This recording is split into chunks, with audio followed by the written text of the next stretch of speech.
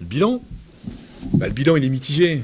Il est mitigé puisque le réel objectif qu'on s'était fixé, nous, quand même, en interne, c'était de participer aux playoffs. C'est pas atteint. Voilà. Donc on ne peut pas être pleinement satisfait de cette saison. Après, il n'est que mitigé et non pas décevant parce qu'il y a des éléments objectifs qui expliquent tout ça. Et sans chercher d'excuses, vous voyez où je vais en venir, qui démontrent qu'il y avait forcément... que le potentiel de cette équipe, en tout cas, n'était pas une 9e place, mais un top 6. Voilà, moi je dis un top 6, mais ça aurait pu être un top 4. Mais on n'y est pas. Donc c'est bizarre de dire on méritait d'y être. Et voilà, à un moment donné, il y a une saison qui s'est déroulée. Les autres équipes ont eu aussi des soucis. Hein. Enfin, moi j'en ai conscience. Hein. Simplement, mois de janvier, février, on est encore... On s'imagine pas ne pas faire les playoffs. Même si on est prudent, on ne s'imagine pas ne pas faire les playoffs. Ce qui s'est passé... moi, je situe en 2 temps. Hein. Pour moi, il y a un premier tournant qui est le match contre Villeurbanne. Voilà, j'en démords pas, je suis désolé. Mais ce match-là, de mi-janvier, que normalement on doit gagner, je crois que si on le gagne ce jour-là, on est 2e. On est donc 2e du classement à mi-janvier. Voilà. Bon, vous savez ce qui s'est passé. Et ensuite, c'est le retour de la trêve internationale de février, où en l'espace de 10 jours, on casse nos 3 internationaux. Voilà. Donc c'est pas aussi simple que ça, c'est pas aussi schématique que ça, mais c'est quand même un élément, à mon avis, à prendre en compte. Donc voilà, puis après vous rentrez dans une spirale, il vous manque vos joueurs majeurs. Je reprends l'exemple du match de Fos-sur-Mer où il vous manque quand même 4 joueurs majeurs, 4 joueurs du 5 majeur, si je ne me trompe pas, dont un, tu apprends au dernier moment qu'il ne peut pas jouer parce qu'il est malade, c'est autre chose, mais voilà, ça devient compliqué quand même. Ça devient compliqué. Donc les autres ont eu des soucis, je pense qu'on en a eu un peu plus que d'autres, sur une période où malheureusement voilà, ça s'est accumulé et on a glissé au classement, on a essayé de rectifier le tir avec pugilisme médical quand c'était possible, parce que je vous rappelle qu'il y a des règles pour recruter des jokers médicaux, donc on peut pas, il suffit pas qu'il y ait un joueur blessé 8 jours pour pouvoir le remplacer, mais ça bon, c'est une chose. On a essayé de trouver des solutions, on finit sur une très bonne note. Voilà, le match contre Dijon, par contre ça c'est important parce que la salle était pleine, la salle était orange comme on l'aime. L'équipe a joué un basket formidable comme on l'aime, comme on aurait pu l'avoir toute l'année. Et peut-être que Dijon n'était pas à son niveau ce jour-là, peut-être, je veux bien l'entendre. Et quand vous battez le 5e de 28 points, vous pouvez penser que, parce qu'on était au complet pour la première fois, depuis longtemps, vous pouvez penser que vous méritez mieux qu'une 9e place. Voilà, c'est comme ça. C'est comme ça. Donc ça c'est pour le bilan. Après, ça ne nous exonère pas de nous interroger bien évidemment sur nous, ce qu'on n'a pas su bien faire pour avoir par exemple moins de blessés. Hein. On est d'accord, hein. Je ne suis pas en train de dire que c'est juste la faute à pas de chance. Et voilà. C'est toujours une multitude de facteurs. Mais le nombre de blessés, c'en est un. La trêve internationale, moi je suis désolé, mais c'en est un. Il y a des choses qu'on doit améliorer chez nous, évidemment, je pense aussi. Voilà. Mais après, voilà, donc c'est mitigé parce que je pense qu'on avait, et on a prouvé qu'on avait le potentiel pour faire mieux que 9e, et vraiment mieux que 9e. Voilà. Derrière les trois principaux, que tout le monde avait identifié très vite, on savait que ça allait être une foire d'empoigne, et ça l'a été. Ça l'a été. Voilà. D'ailleurs, sur cette cellule médicale, on en a parlé plusieurs fois. Vous avez eu une annonce pour un préparateur physique. Qu'en est-il? Qu'est-ce que vous voulez faire? Quels sont les axes de travail? On avait déjà fait évoluer cette cellule médicale, performance, si vous voulez, de l'année dernière, avec vraiment des compétences supplémentaires. Hein, je répète, pas à la place, des compétences supplémentaires. Bon, manifestement, c'est pas suffisant. Hein, c'est pas suffisant. Après, moi, il ne s'agit pas de pointer quelqu'un du doigt, parce que, je répète, c'est un ensemble, c'est un staff technique, c'est un staff sportif, c'est un staff médical. Il se trouve, oui, bon, Alex va partir, mais c'est pas un licenciement. Voilà, je crois qu'Alex a aussi envie de voir autre chose, de faire autre chose. Bon, nous, c'est l'occasion, là, clairement, de réorganiser un petit peu la cellule, mais c'est pas parce qu'on cherche là un préparateur physique que le préparateur physique actuel est le responsable de ce que je viens de vous énoncer. Hein. Il a forcément sa part, mais j'ai envie de dire, comme moi, comme le coach, comme le directeur sportif, comme les assistants, comme la kiné, comme l'ostéo, tout le monde. Voilà, on est tous concernés. Bon, voilà. Donc, effectivement, il va y avoir un peu de changement aussi. Et puis, il faut qu'on se pose plus généralement sur, au-delà du nouveau préparateur physique, qu'est-ce qu'on peut faire encore de mieux pour limiter encore ce risque de blessure qui nous empoisonne depuis 2 ans, de manière un peu trop forte. Voilà. Vous avez identifié véritablement des facteurs, je ne dirais pas précis, mais enfin, qui peuvent expliquer ces blessures à répétition. Est-ce que c'est pourquoi, mais l'alimentation, la préparation physique, la muscu. Il y a une multitude de choses. La préparation physique, c'en est forcément mais un parmi d'autres. Je pense que j'insiste, mais les fenêtres internationales sont une catastrophe. Et je crois qu'Elric l'a dit, c'est-à-dire que dans l'absolu, mais il le sait, mais il y a la fenêtre internationale. Terry qui est à fond tout le temps, va aussi rejoindre l'équipe de France avec un cœur énorme comme vous le connaissez. Peut-être que le bon sens aurait voulu qu'on le mette un peu au repos derrière. Et je lui ai dit, attendez, moi ça va, c'est moi l'employeur. Alors peut-être que c'est un mauvais calcul, parce qu'au final il se blesse, et voilà. Mais peut-être qu'il faudrait qu'il soit géré différemment, qu'ils aient un peu plus de temps de repos aussi. Keza qui est retourné avec le Canada, nous on en a pris soin, vous savez que ça a été compliqué, mais on en a pris soin, on l'a géré pour faire un retour progressif. Je crois savoir qu'au Canada, ils ne se sont pas trop inquiétés de sa situation en club. Voilà, on fait faire l'aller-retour, on fait jouer à fond, et puis allez à la prochaine fenêtre. Donc il y a ça, c'est un vrai problème aussi. Les sélections, c'est un vrai problème. Voilà. Mais bon, à nous de voir comment on peut peut-être mieux gérer, effectivement. Peut-être qu'il aurait fallu quand même si ça ne m'aurait pas fait plaisir, qu'on me dise, Christophe, désolé, mais là, les gars, ils jouent pas cette semaine. Donc non seulement ils partent, et en plus, ils peuvent pas jouer les premiers matchs officiels. C'est un vrai sujet. On n'a pas des effectifs de 15 ou de 18 qui peuvent permettre de faire ça. Voilà. Et qu'on me dise pas, il suffit, t'as qu'à prendre 15 joueurs comme les autres, et puis voilà. Enfin si, on peut le faire, mais on n'aura peut-être pas les mêmes joueurs. Voilà. Et sur les joueurs, sur cette fin de saison, effectivement, il y a les blessures, mais est-ce que sur certains joueurs, il y a une petite déception sur le manque de leadership Là, je vais passer la main au coach. Oui, bon, ça fait, comme le disait le président, je pense qu'il y a vraiment la clé, c'est plusieurs facteurs. Parfois, le manque de leadership qu'on a pu avoir, c'est un des facteurs sur lequel, tu sais, tu n'as pas le contrôle là-dessus pendant la saison. C'est-à-dire que tu découvres et puis après tu essayes de faire avec, mais du coup on a le contrôle sur les intersaisons. Donc ça fait partie des axes effectivement, et c'est pas anodin si quand tu as 3 joueurs majeurs qui se blessent en 10 jours, qui sont 3 leaders, derrière ça devient plus compliqué. Au-delà de leur qualité, il y a aussi le leadership qui a manqué. Donc ça fait partie des facteurs. Peut-être un autre facteur identifié, c'est votre ratio à 3 points. Je crois que c'est l'avant-dernier en termes de réussite à 3 points. Dans quelle mesure ça a eu un impact sur les résultats, et est-ce que c'est un axe que vous allez forcément prendre en compte pour le recrutement? Oui, c'est surtout, j'ai envie de dire surtout par rapport à si tu prends l'équipe de départ, c'est-à-dire Keza, c'est un bon shooter. Après tu as Scott. Sauf que Scott, n'ayant pas Keza, on a dû le surutiliser. Donc du coup, plus serré en défense, donc son pourcentage un peu moins grand.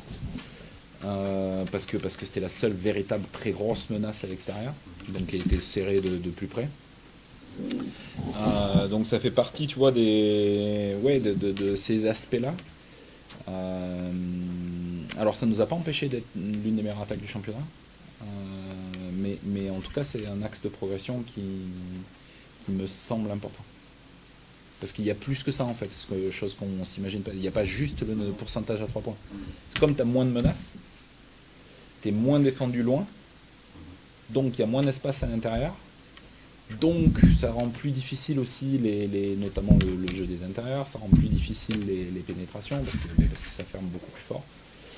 Donc ça a d'autres impacts. Justement, tu peux faire un point sur l'effectif. Tous les joueurs sous contrat sont sûrs de rester déjà dans l'effectif?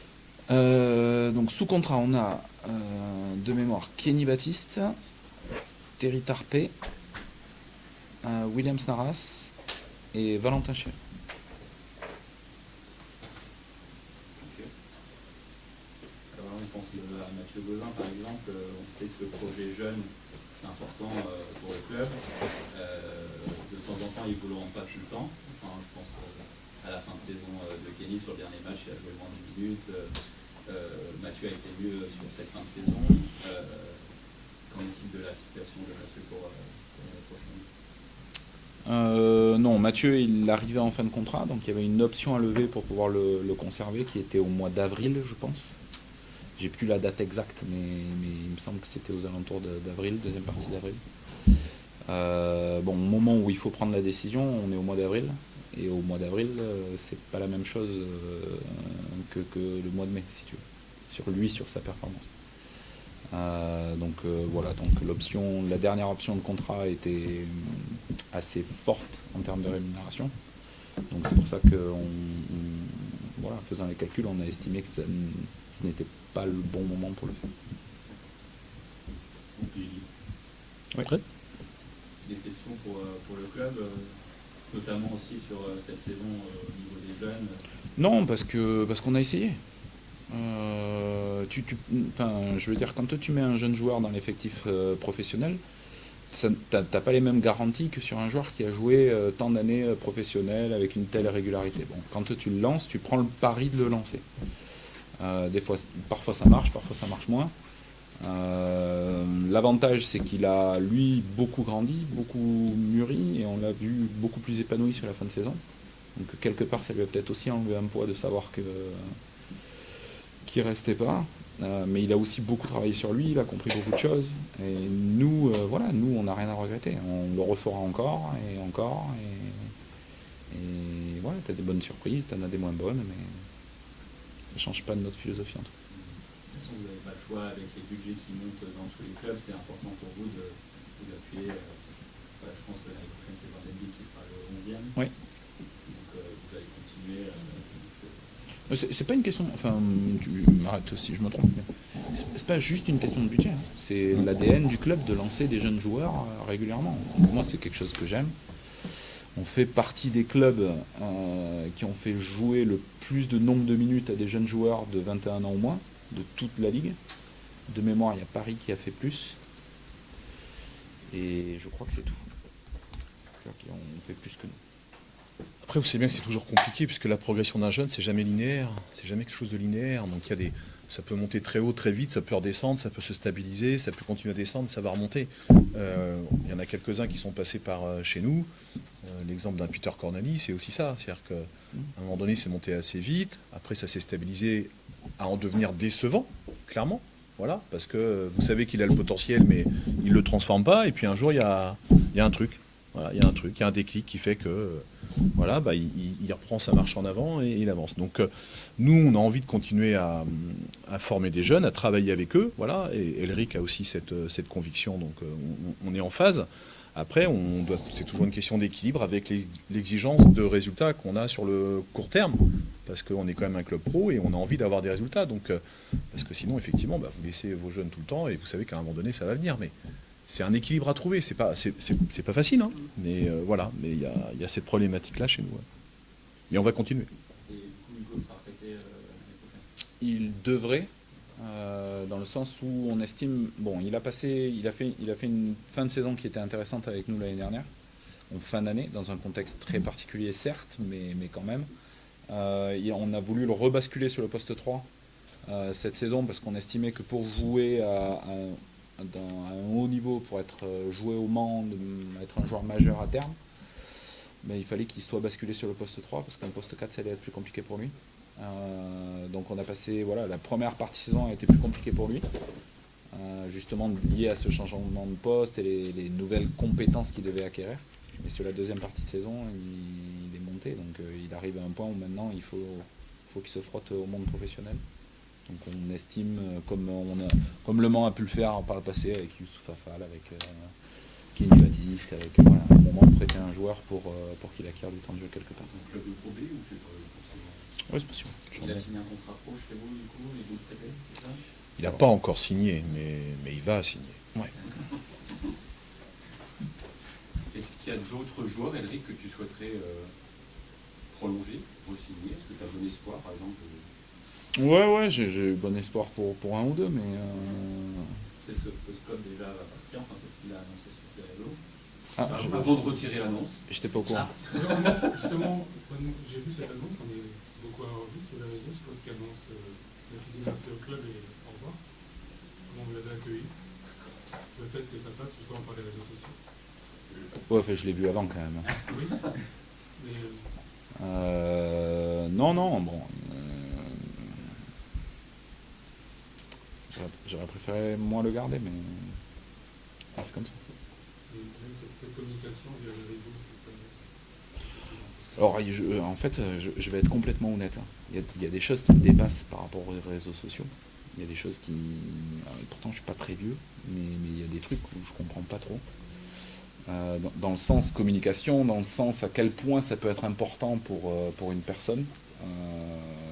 J'ai eu un exemple cette année, mais enfin, je vous expliquerai pas tout, mais à quel point ça peut être important pour un joueur, alors que ça ne l'est pas pour moi, donc c'est des choses auxquelles moi je dois m'adapter. Mais après, le joueur, il est libre d'annoncer et de dire ce qu'il veut. Réseaux sociaux, pas réseaux sociaux. Mais je l'ai vu avant, pas découvert.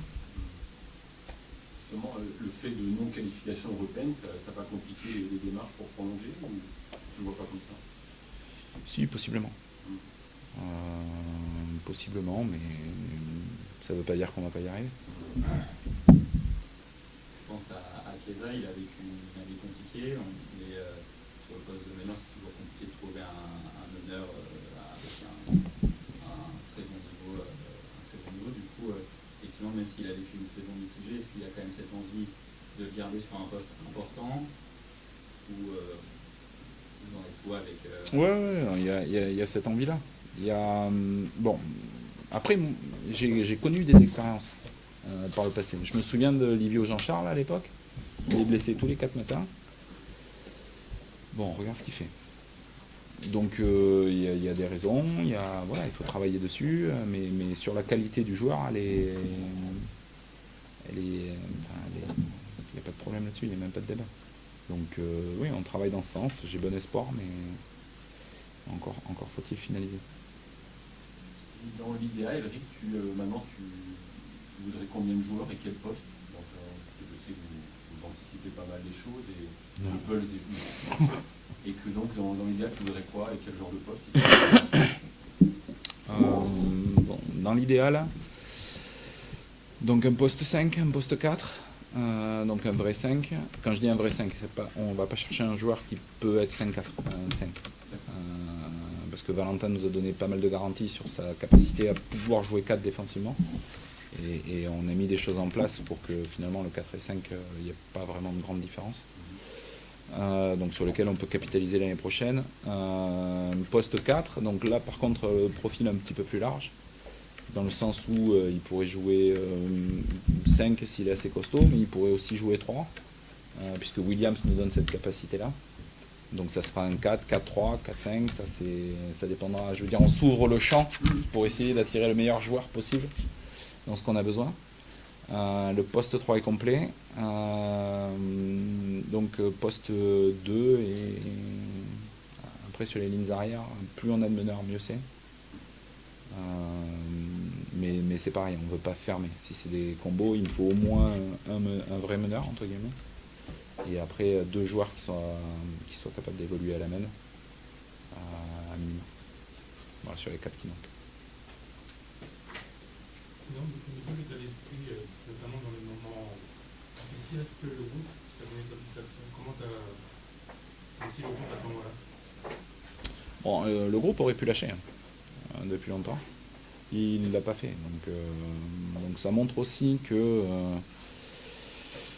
les valeurs, ça reste important et qu'en difficulté, on a tangué, mais on ne s'est pas accusé. J'ai pas vu les joueurs se pointer du doigt ou avoir un vestiaire qui a explosé. Même si ça aurait pu. Au final il n'a pas explosé. Donc bon, pour résumer, l'idée c'est d'essayer de savoir pourquoi nous on en est arrivé là, qu'est-ce qui s'est passé pour que, et qu'est-ce qu'on doit changer, et qu'est-ce qui est possible de changer aussi, pour être plus performant et pour pas que ça se reproduise. Mais c'est le cas de tout le monde, hein. Moi, des joueurs qui restent, où j'ai déjà fait une réunion avec eux. Voilà, il s'est passé aussi des choses où on doit apprendre de ça. Au niveau du budget pour l'année prochaine, il y a le match qui vient. Est-ce qu'il y a déjà un budget prévisionnel, c'est trop tôt, c'est de plus en plus confidentiel. Non, il y a une V1, on est obligé puisque on doit transmettre pour la DNCG avant le 15 mai. Donc justement, à la fois un atterrissage réactualisé de la situation au 30 juin de la saison en cours et un premier budget, une première V1. Mais bon, c'est pas qu'elle n'a pas beaucoup de valeur, mais quand vous faites des budgets prévisionnels au mois d'avril, alors que vous ne savez pas trop si vous allez faire une Coupe d'Europe ou pas, que sur les partenariats, même si vous anticipez pas mal de choses, c'est encore un peu difficile. Bon, voilà. Nous, on a transmis une V1 à 6 millions d'euros, voilà, globalement, ce qui fait dans les mêmes eaux que cette saison. La masse salariale, pour l'instant, la V1 de la masse salariale, parce que c'est pareil, c'est quelque chose qui évolue toujours, ou en tout cas très souvent en cours de saison, est la même que celle de l'année dernière. Voilà. Donc, non, on a l'engagement encore des collectivités qui nous a été confirmé, voilà, et c'est pas, non seulement c'est pas rien, c'est même très important, évidemment, mais ainsi que la plupart des partenaires privés principaux, tous. Bon, je les ai pas tous vus évidemment encore, mais j'ai déjà échangé avec eux pour la plupart, et pour l'instant, je ne vais pas porter la poisse, mais je ne crains aucune mauvaise surprise. Voilà. Aucune mauvaise surprise sur les partenariats privés. Même si la situation, vous la connaissez, c'est compliqué pour certains secteurs d'activité, il y a quand même aussi pas mal de secteurs d'activité qui se portent plutôt bien. Et donc voilà, je suis assez optimiste. Je suis assez optimiste là-dessus. Pardon ?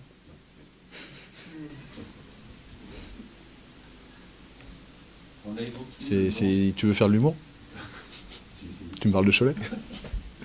On a évoqué le nom de Gomis comme potentiel un profil intéressant pour le Mans. Qu'est-ce qu'il en est ? Est-ce que c'est un joueur que tu aimerais bien ? Est-ce que vous l'avez déjà sondé ? Joseph, il a arrêté sa carrière il y a quelques années quand même.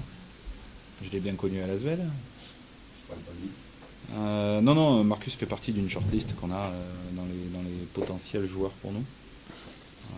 Dans des rôles spécifiques, dans une attribution, prédisposition mentale spécifique. Donc il fait partie des 3-4 noms que l'on a de possible. Sur le championnat l'année prochaine, je ne sais pas encore si ça va passer de 18 à 16. Quelle est votre position Moi, j'ai longtemps été un fervent partisan du passage à 16. Il y avait des raisons objectives à ça. Donc j'ai voté pour le passage à 16 il y a quelques années. Aujourd'hui, j'avoue que ma position est incertaine. Voilà. Et incertaine parce que le contexte a changé. Voilà, le contexte a changé. Et moi, je veux bien qu'on me dise, tu reviens sur ce que tu as décidé. Oui, mais quand les choses changent, quand entre-temps vous traversez une pandémie mondiale et une guerre, enfin, je suis désolé, ça impacte quand même beaucoup votre économie. C'est le moins qu'on puisse dire. Donc, je pense qu'il serait plutôt urgent de surseoir, de voir un peu comment les clubs se remettent de cette pandémie. Parce que, clairement, l'année dernière, vous regardez les chiffres de la DNCG, tout va bien, hein. Mais tout va bien parce que l'État a été incroyablement présent. Enfin, l'État, les collectivités, les partenaires, les abonnés. N'oubliez pas les abonnés, s'il vous plaît, parce que souvent je me prends des remarques, j'en parle, et je me prends des remarques alors qu'ils ont aussi joué le jeu, sincèrement, de la même façon. Voilà, il y a eu un soutien. C'est-à-dire qu'en gros, vous savez ce que je veux dire, il n'y a pas eu de demande de remboursement pour prestations non effectuées, ainsi de suite. Alors on n'a pas été les seuls, mais voilà. Ça, plus les aides de l'État, honnêtement, les clubs je pense que beaucoup de clubs vont mieux qu'il y a 2 ans. Bon, maintenant, les aides de l'État, c'est fini.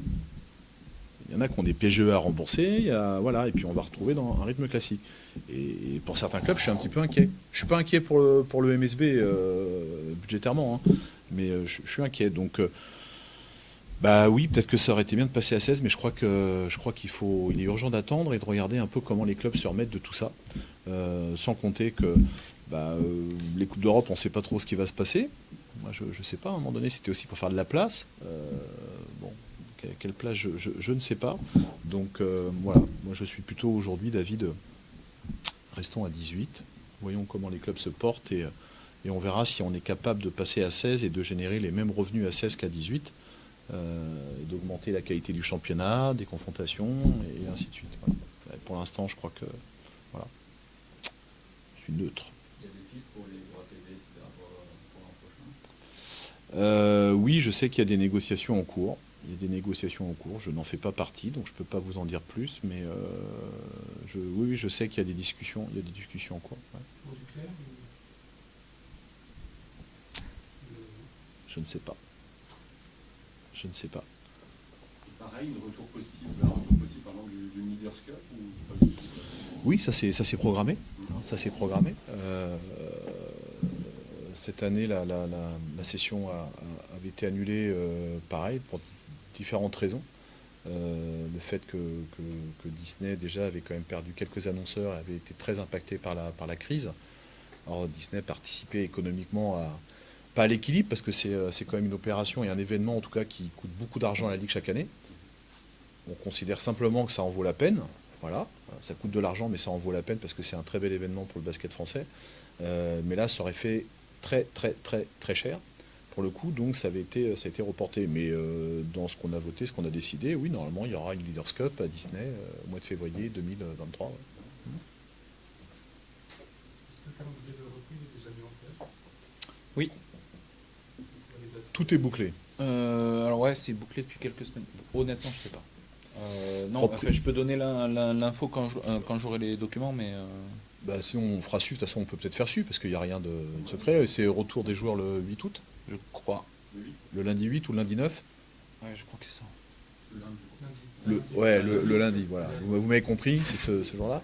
Et puis effectivement, tout le programme de préparation est arrêté. Donc je sais qu'il y aura encore un match, 8 août, merci. Il y aura toujours un match à Jarry. On fera encore évidemment le tournoi de l'Étoile d'Or, qui avait été reporté depuis 2 ans et qui doit fêter son 40e anniversaire cette année, je crois, le dernier de Louis-Blanc-Villain. Donc voilà, avec de belles affiches. Il y aura le tournoi de Sablé, évidemment, le tournoi de Sablé sur Sarthe. Je pense qu'il y a Vannes aussi cette année, et il y a un petit nouveau avec Brest. On va beaucoup en Bretagne. Voilà, mais on vous enverra le programme, il est arrêté. La date de reprise du championnat est arrêtée, c'est officiel aussi. Ce sera le week-end du 25 septembre, 24, 25. Voilà, ça sera ce week-end-là. Alors vendredi, samedi, je ne sais pas, mais voilà, ça va reprendre ce week-end-là, c'est sûr. Ça a été décidé en CODIR aussi à la Ligue. Donc ça, c'est voté. Voilà. Et ce sera toujours la date qui est libre. À ma connaissance, ouais. Ils sont sous contrat et j'ai cru d'ailleurs lire il n'y a pas longtemps que le patron était plutôt content. Donc je ne vois pas pourquoi. Voilà. Non. Oui. Une question qui me tient à cœur, le retour du Chuck Nancy. Bonne ou mauvaise nouvelle? Moi je suis ravi, rien que pour toi je suis ravi. Ça fait un petit bout de temps, Mais- c'est juste retour des choses pour vous, c'est un club, voilà. Ouais, mais ça Historiquement. fait combien de temps qu'ils étaient en Pro B? 4-5. Ouais, 5 ans, je dirais. Ouais, 5 ou 6, non, je pense, ouais. Ils ont eu du temps. Voilà. Donc, quand on regarde les clubs, parfois je vous fais peur en début d'année, là je vous annonce des trucs et tout, ça vous plaît pas, ça plaît pas aux supporters, mais voilà, Chalon-sur-Saône est descendu aussi. Est-ce qu'ils vont être capables de remonter cette année? C'est pas fait, peut-être, mais c'est pas fait. Nancy, j'ai toujours dit que c'était un club jumeau quasiment, en termes d'agglomération, de résultats à un moment donné, de salles, de public. Il y avait des différences. Et je pense aussi que c'était pour ça, sans prétention, qu'eux sont descendus à un moment donné et qu'on a réussi à maintenir. Mais voilà, on voit la difficulté de remonter. Donc, moi, je suis ravi, sincèrement, qu'ils reviennent dans l'élite, comme je suis ravi que, sincèrement, que Cholet fasse les playoffs et se soit en tout cas sauvé, pas à notre détriment, on est bien d'accord, mais se soit sauvé alors qu'à un moment donné, ils étaient quand même en danger, parce que c'est un club historique et on en a besoin pour le championnat, j'en suis convaincu. Donc voilà. Après, Nancy, je suis ravi, je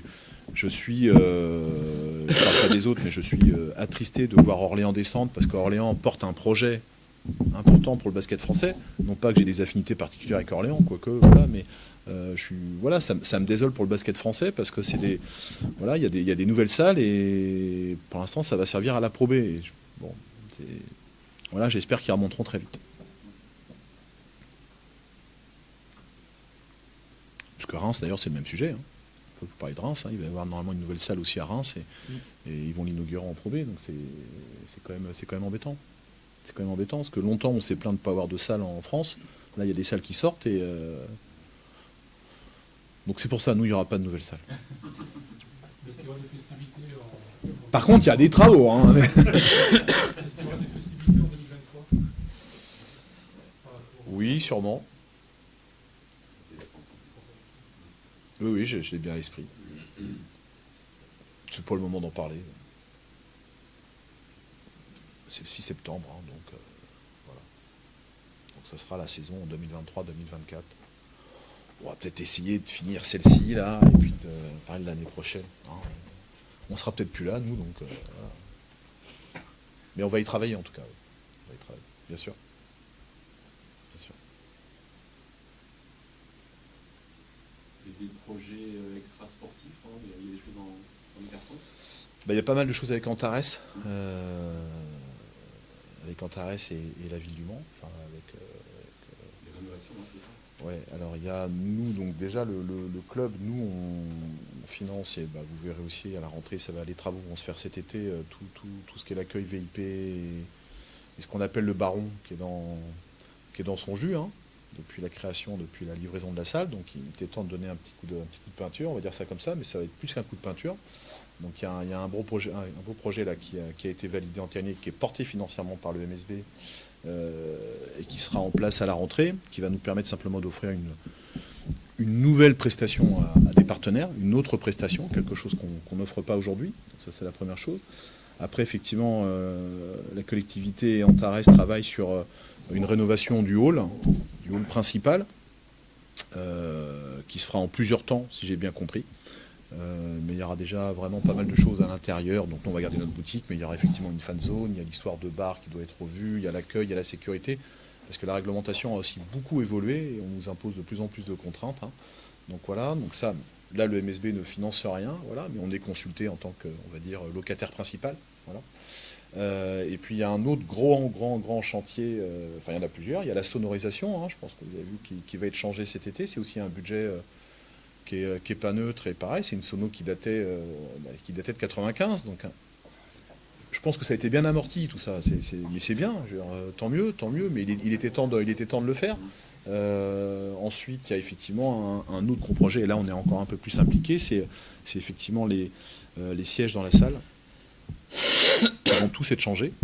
Donc on en profite aussi pour voir un peu le réaménagement de certaines choses. Donc c'est pas pour la rentrée ça, hein, parce que ça se travaille en amont, il y a des appels d'offres, il faut se mettre d'accord, il y a des appels d'offres après évidemment à valider, parce qu'il y a de l'argent en jeu. Mais l'idée, si j'ai bien compris monsieur le maire, et nous notre volonté, c'est que ça soit en place à la rentrée 2023, effectivement aussi.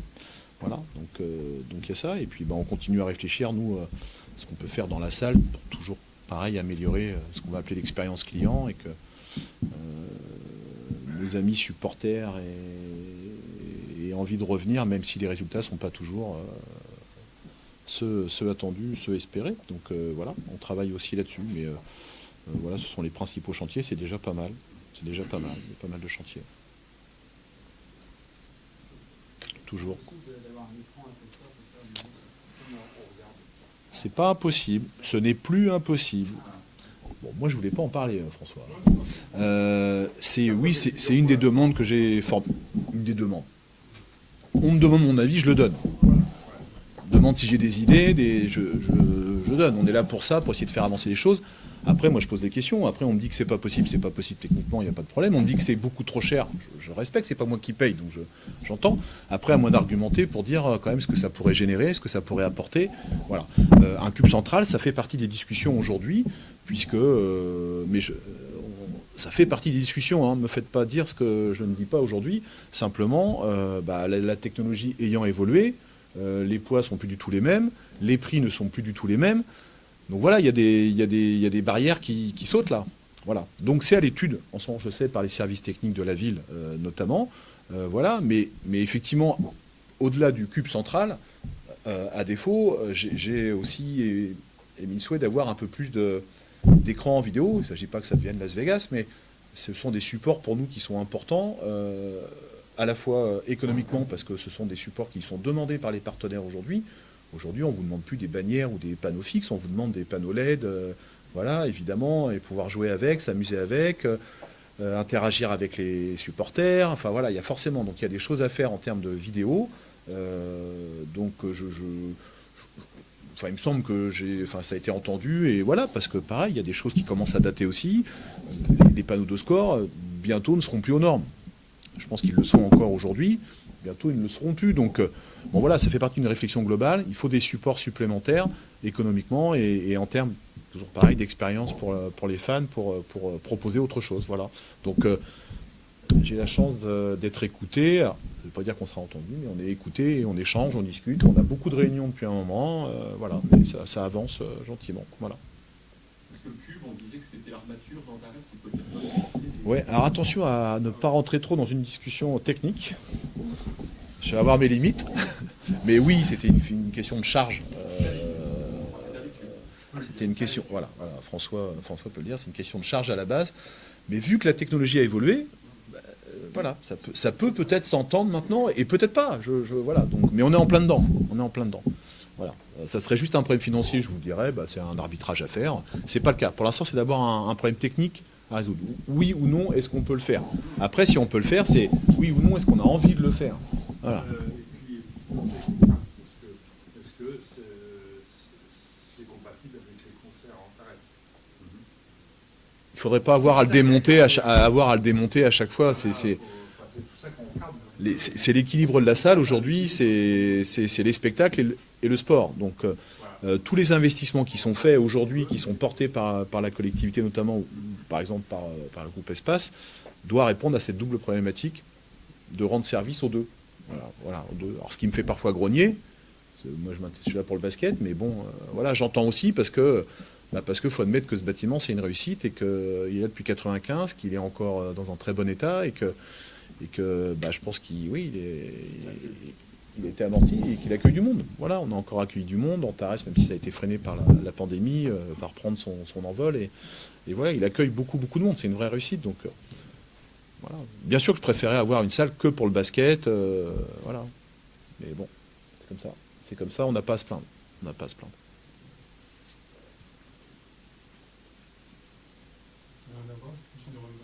Ah, si ça n'a rien à voir.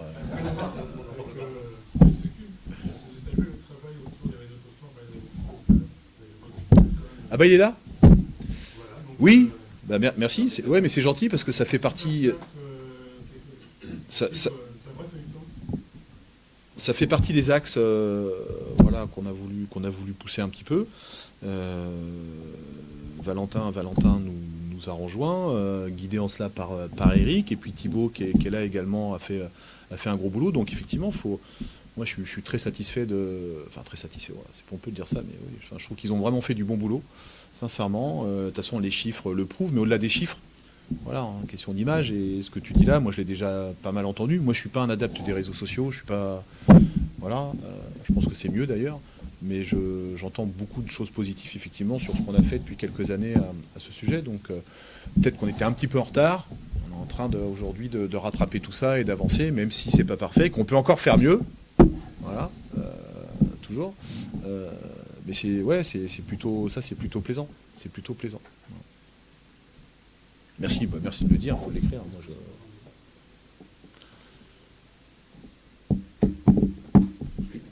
Plus d'autres remarques? Bon, nous on se barre en vacances. Non, pas tout à fait encore. À l'année prochaine. Allez. Merci, monsieur. Merci.